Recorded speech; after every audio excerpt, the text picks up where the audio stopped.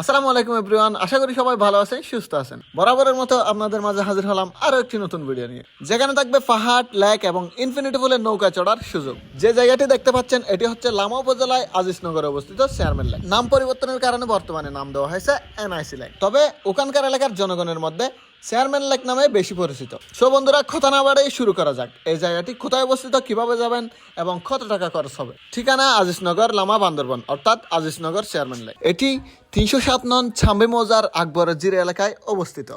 পাহাড়ের পাদদেশে গড়ে ওঠা এই পাহাড়ি লেকটি চেয়ারম্যান গোদা নামে এলাকার মানুষ অবহিত করে থাকেন। এটি ইউনিয়নের আকবরের ঝিরি নামক স্থানে অবস্থিত। আজিজনগর ইউনিয়নের প্রতিষ্ঠাতা চেয়ারম্যান মোহাম্মদ নাজিমুল ইসলামের জায়গার উপর স্থির অপরূপ এই বিশাল লেকের চারপাশে রয়েছে পাহাড় এবং আরো রয়েছে বিশাল বড় প্রকৃতির মাছ।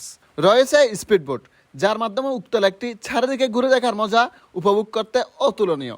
এবং শীতকালে এখানে অতিথি পাখির বিশাল সমাহার, যা দেখে সত্যি পর্যটকের মন ভরে যায়। তাই এই এনআইসি লেকটি দেখতে শীতকালে এবং বর্ষাকালে দেশের বিভিন্ন প্রান্ত থেকে মানুষ ছুটে আসে। এবং ফানির মাঝখানে রয়েছে ছোট বড় অনেক ঘর। আরো রয়েছে পাহাড়ের চূড়ায় রাতে ফ্রেন্ড সার্কেল নিয়ে থাকার মতো অনেকগুলো জুমঘর। এই জুমঘরগুলোর মধ্যে আপনি 5-10 জন বন্ধু নিয়ে একটি রাত অনায়াসেই কাটিয়ে দিতে পারবেন। যদি আপনি দূর থেকে আসেন অথবা জুমঘরগুলোতে থাকতে চান, তাহলে স্ক্রিনে দেওয়া এনআইসি লেক অ্যান্ড রিসোর্ট পেজটির সাথে যোগাযোগ করে বুকিং করতে পারবেন জুমঘরগুলো।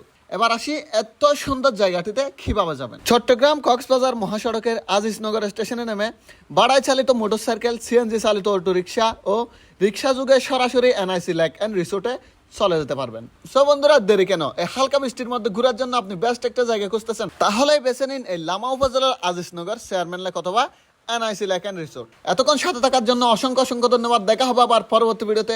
এ পর্যন্ত সবাই ভালো থাকবেন, সুস্থ থাকবেন। আল্লাহ হাফেজ।